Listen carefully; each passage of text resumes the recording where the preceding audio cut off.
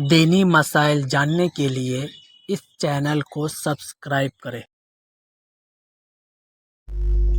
شادی کے وقت شادی میں دلہا کو کلمہ پڑھایا جاتا ہے، تو اس کی حقیقت کیا ہے؟ کیا ایسا کرنا صحیح ہے یا نہیں؟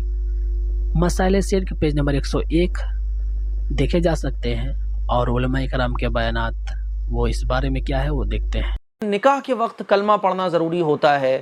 نکاح کے وقت کلمہ پڑھنا کوئی ضروری نہیں ہے، پڑھ لو تو ٹھیک، نہ پڑھو تو بھی کوئی حرج نہیں ہے، کیونکہ نکاح جب پڑھایا جا رہا ہے آپ کا تو آپ آلریڈی مسلمان ہو، تبھی تو نکاح پڑھایا جا رہا ہے آپ کا، تبھی تو رشتہ ہوا ہے۔ نکاح کے وقت کلمہ پڑھانے کو لوگ ضروری سمجھتے ہیں، تو یہ ضروری نہیں ہے، سنت بھی نہیں ہے، مستحب بھی نہیں ہے۔ پڑھنا چاہو تو پڑھ لو، نہیں پڑھنا چاہ رہے یا نہیں پڑھایا کسی قاضی نے تو اس میں کوئی پریشان ہونے والی بات نہیں۔ بعض دفعہ ہنگامہ ہو جاتا ہے کہ ارے قاضی صاحب نے نکاح کے وقت کلمہ نہیں پڑھایا۔ ارے بھائی نہیں پڑھایا تو نہیں پڑھایا۔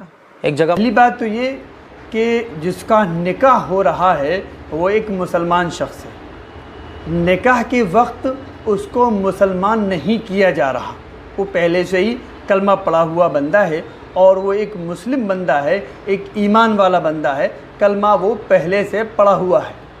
تو نکاح کے وقت کلمہ پڑھانا یہ شرعاً کہیں سے ثابت نہیں ہے، نہ قرآن سے ثابت ہے نہ حدیث سے ثابت ہے، بلکہ یہ کچھ لوگوں کا اپنا ایجاد کردہ فارمولہ ہے جس کو انہوں نے شروع کیا، اور ان کے ایک طبقے نے اس کو ماننا شروع کر دیا اور اس کو لازم سمجھ لیا۔